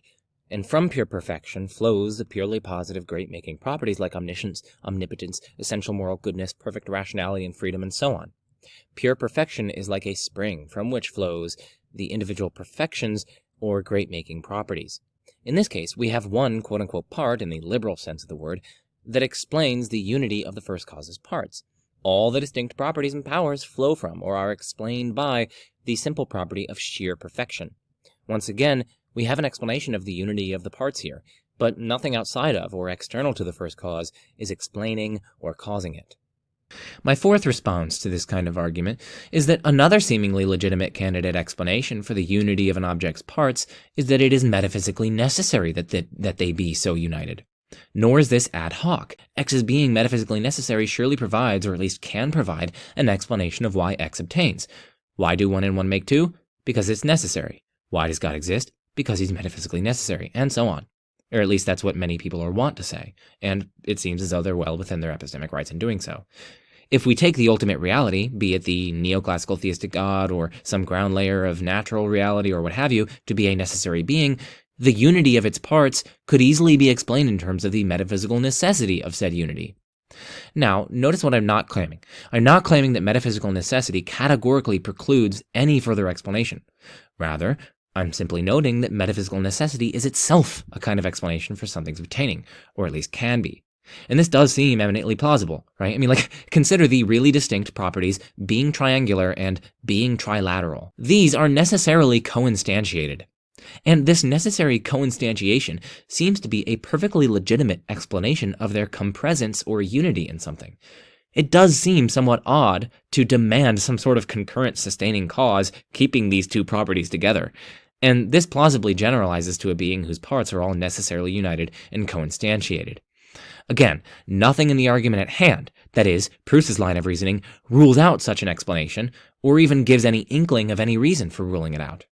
The sixth response that I'm going to level here is that nothing in Pruss's line of reasoning rules out the first cause's explaining contingent reality by constitution, and hence the first cause might be a simple or non-composite component of other things. For example, perhaps the first cause, remember this could be one or many, is matter/energy, which is ever-present, everywhere permeating, metaphysically necessary, underlying stuff out of which contingent physical complex things are made. Again, the details don't quite matter here. Even if we think matter/energy, not particular configurations thereof, mind you, couldn't be non-composite, say because we think it would have to have distinct properties, we can simply modify the story to some other one, according to which this foundational quote-unquote stuff is a simple component of things. The point for now is that Pruss's argument hasn't ruled this out, and it would need to rule this out in order for the argument to succeed, and hence the argument does not succeed, at least by my lights. The seventh response to Pruss's argument here, or Pruss's line of reasoning, runs as follows. So, Pruss's primary motivation in affirming the simplicity of the first cause is explicability. More specifically, the compresence of distinct elements together into a unified being plausibly demands some explanation. And because, so Pruss argues, the explanation cannot be in terms of the being itself or one of its parts, an extrinsic cause, so the argument goes, is required. We can call this Pruss's principle. But the exact same motivation for demanding an extrinsic cause of the unity of composite objects seems equally to apply to the multiplicity of divine persons unified in a single divine being. In other words, there seems to be no justification for Pruss's principle that doesn't also justify demanding a cause of any Trinitarian being.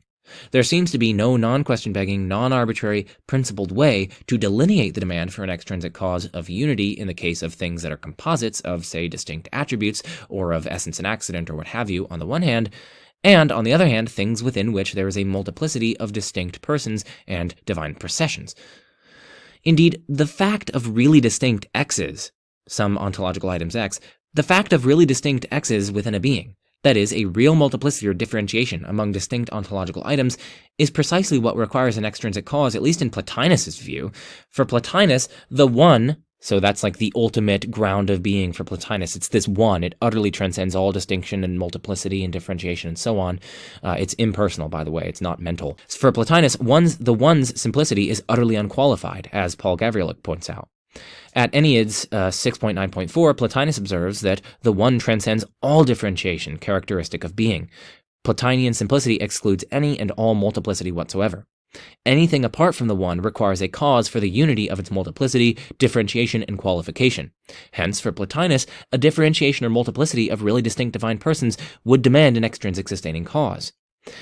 But clearly the Trinitarian God cannot have an extrinsic sustaining cause of its being. But what then could explain the unity of the distinct persons in God? If the answer is that there's no explanation, well then that seems to be a perfectly legitimate move for the detractor of Pruss's principle in explaining the most fundamental composite thing or things.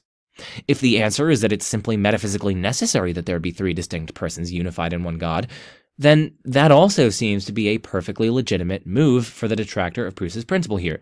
They can similarly appeal to metaphysical necessity of unity. Perhaps the explanation, so we might suggest, is in terms of one or more of those very divine persons, the Father, say. But once again, this will undercut Pruss's principle.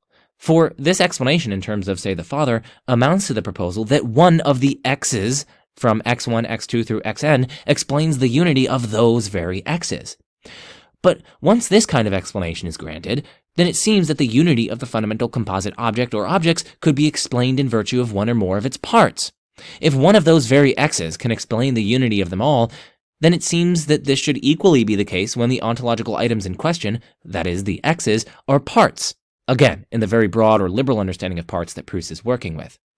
And hence, it would not necessarily be the case that any composite object must be explained in terms of some extrinsic sustaining cause. In general, then, it seems that any proposal for explaining the unity of the distinct Trinitarian persons will undercut Pruss's principle. Note that I have not here claimed that Trinitarian persons, or the relations of procession between them or among them, count as component parts. I have not claimed that here. You can rewind and listen to everything that I just said, but I did not claim that. So the eighth response to Pruss here is that, well, there are independent arguments against divine simplicity, of which there are many. And of course, this also is going to point to the person-based nature of justification. Whether or not someone finds this 8th response plausible against Pruss is going to, of course, depend on their prior baggage that they're bringing to this dialectical context. So, for instance, you can see the links in the description in terms of some of the content that I've publicly produced on this topic, which are neither exhaustive nor representative. I say publicly because most of the work I've done on divine simplicity and arguments against it hasn't yet been made public, since they're contained in papers under peer review. Once accepted, though, I'll make videos on them. At least one example of one such argument is, of course, the aloneness argument against classical theism, which is forthcoming in the journal Religious Studies. Actually, if you want to get access to this, you can become a patron, and you have access to the PDF. So, for these 8 reasons, I don't think Pruss's inference to divine simplicity succeeds. So, now we can move on to Gell-Mann's argument for uniqueness and omnipotence. So, Gell-Mann essentially argues that if there were 2 distinct necessary first causes, N1 and N2, and if N1 but not N2 explains all contingent truths in world W1, while N2 but not N1 explains all contingent truths in W2, we get a puzzle. Because N is necessary, N2 also exists in W1, and has its power to, this should say explain, N2 also exists in W1 and has its power to explain contingent truths, but it doesn't exercise this power in W1. And it is a contingent truth that it doesn't exercise this power in W1, since it does exercise it in a different world, namely W2. Since N1 explains all contingent truths in W1, N1 has the power to prevent N2's exercise of power in W1. But the exact same reasoning applies in W2, right? In W2, N2 has the power to prevent N1's exercise of power. But this whole scenario is surely absurd. In this case, we've just concluded that each of N1 and N2 has the power to prevent the other from its preventing the other. But in order for one of these entities to exercise its preventing power at all, in the first place, it must already have been true that the other entity was prevented from exercising its preventing power. And so we have a kind of vicious circle here. And from this it follows that the following conjunction cannot be true. 1. There are 2 or more distinct necessary first causes, and 2. There is some world W which is such that only some, but not all, of the necessary first causes explain all contingent truths in W. Thus, either there must be one necessary first cause, which, per the Leibnizian Cosmological Argument, would explain either directly or indirectly all contingent truths in all worlds, or else, in every possible world, there is a plurality of necessary first causes, collectively explaining all contingent truths in said world. In either case, the necessary first cause or group of first causes is plausibly omnipotent, since the being in the first case or group of beings in the second case essentially has the power to explain every contingent truth in every possible world via its causal activity. But surely, having the power to explain every possible contingent truth via one's causal activity implies omnipotence. And actually, we can kind of stipulate that if we need to. So, what we get is that either there is a single, unique, omnipotent necessary first cause, or else there is a unique group of necessary first causes such that the group is collectively omnipotent. But I mean, look at these disjuncts, right? The former disjunct is much simpler than the latter. This first one, that there's a single omnipotent necessary first cause versus this unique group, which is collectively omnipotent. The former disjunct, moreover, doesn't have less explanatory power than the latter. And if one theory is simpler than another, and it doesn't have less explanatory power, that is to say it has equal or greater explanatory power, then we should prefer the first one, right? The former theory. Third, if the latter involves some number greater than 1, say n is either finite or infinite. If it's finite, then the hypothesis is monstrously arbitrary. Why 37 necessary beings? Why not instead 38 or 36? Or why 2 instead of 3 or 4? Or why 6,413? But if the number is infinite, then surely this infinitely bloated ontology should be rejected in favor of the former disjunct. Fourth, the latter, that is to say the latter disjunct up here, that's also unintuitive, odd, and implausible. I mean, just think, how, after all, could a collectively be omnipotent? Like, how would the powers of the individuals interact with one another? Would some individuals have the power to prevent the functioning of others? I mean, these are difficult questions, and it seems much simpler to posit a single being here. Moreover, so this is the fifth point here, moreover, the effect of the first cause or causes exhibits a kind of unity and harmony. This is surely more expected on the hypothesis of a single first cause than on the hypothesis of a committee or collective or group of first causes. Now, of course, you could add in further specifications that the group members' goals are all aligned and that they coordinated together, etc. But then the intrinsic probability of the hypothesis suffers by the addition of such auxiliary postulates. Hence, for these 5 reasons, we have reason to conclude that the former disjunct is true, that there is a single, unique, omnipotent, in the sense of having either the direct or indirect power to explain all contingent things, necessarily existent first cause. Now, there are some technical assumptions which we've glossed over here and which could be challenged, but for the sake of time, we need not delve into them here. So that concludes my presentation and assessment of Pruss's case for stage 2 in his paper. And it also concludes the video itself. So, hopefully you enjoyed this. I certainly did. It was a lot of fun to put together. So again, many thanks to Brandon, a level 6 patron, who got to choose the topic of the video. So be sure to like and subscribe if you enjoyed this video and my content. Turn on that little bell for notifications, and consider supporting me on Patreon. Like I said, there are lots of goodies on there, and especially for level 6 patrons. You get to choose videos that I make and other sorts of things. And most importantly, share this video. Share it with your friends on Facebook or Instagram or Twitter or Snapchat or maybe even TikTok or maybe even Tinder, Yeah, you should do Tinder. But anyway, thank you all for watching, and what better ways to end than I'm Joe Schmidt, and this is The Majesty of Reason, and peace out.